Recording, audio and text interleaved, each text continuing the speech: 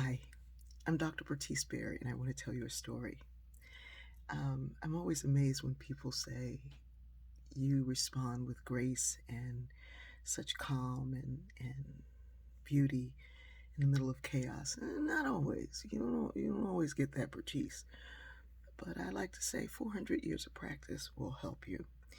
The other thing that I have that practice in is stand-up comedy. Stand-up comedy is the hardest medium, the most difficult medium I've ever encountered.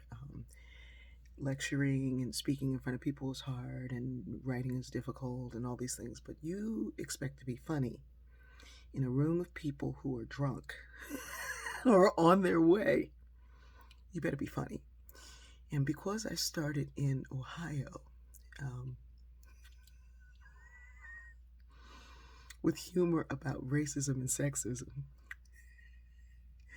you had to be funny, you had to be layered, and you had to have a car that would start. My car had a cold start problem, and Ohio is cold. So I was very funny. And while I was starting my car, everybody who was there would help me with it.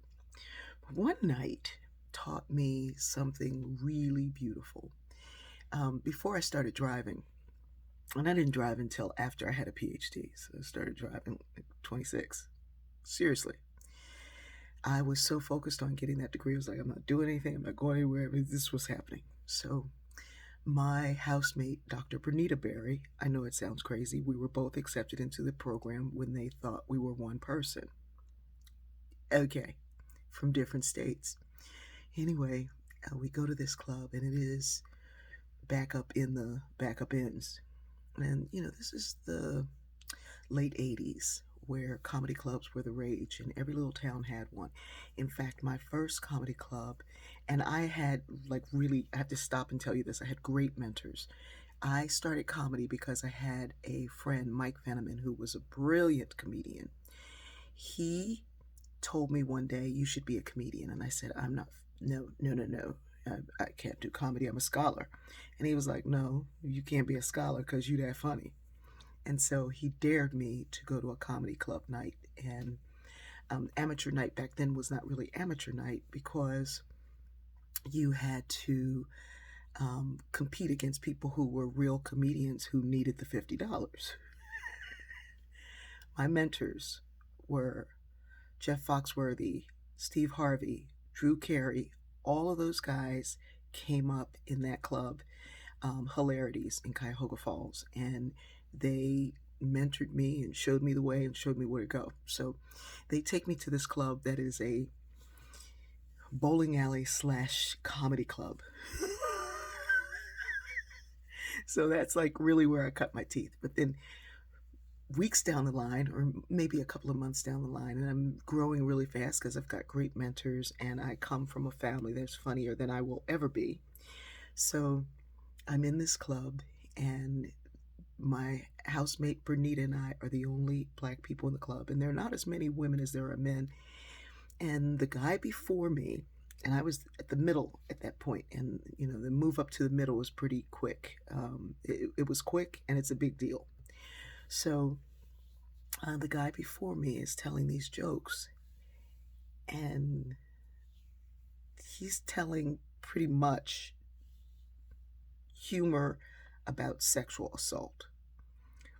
And he's going on, and the crowd is laughing, and the crowd is laughing. And I'm thinking, what am I going to do? Because I got to get up here and be funny after this.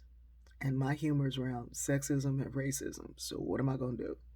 And he's going on, and they're laughing. They're like falling off the seats laughing. And after a minute, my very quiet housemate / sister, uh, who would give me a ride to the clubs and sit in the back with her work and be either grading papers or reading or something, stands up in the back of this room and yells at the top of her voice, "Rape's not funny."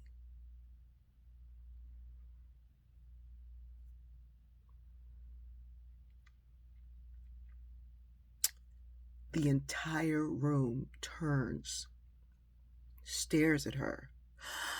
I'm on the side of the stage. I'm not near her. I can't get to her quick enough if something happens. I'm on the side of the stage trying to process what I'm going to do. And she does that.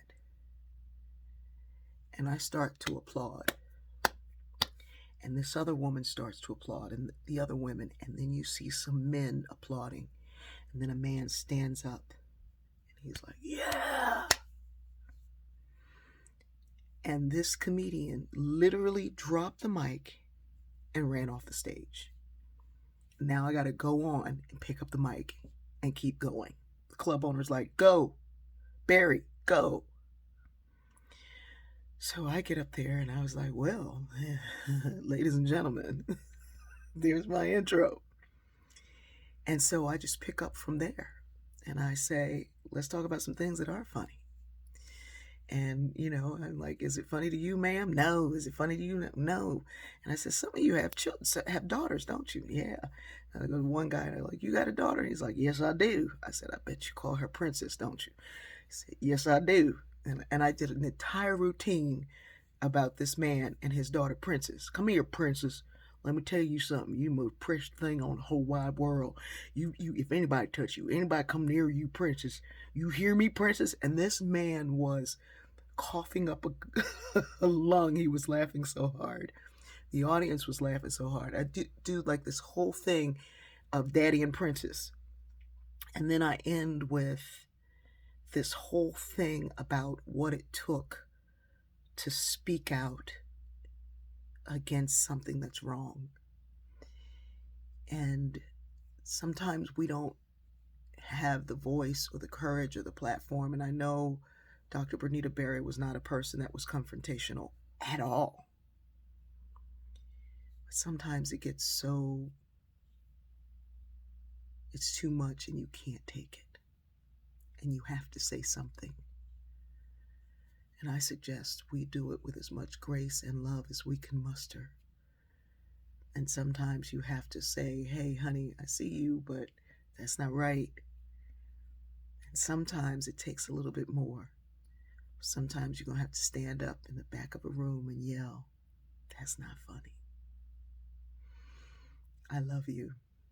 We're going to get there. But those of us who know better have to do better right now. I love you.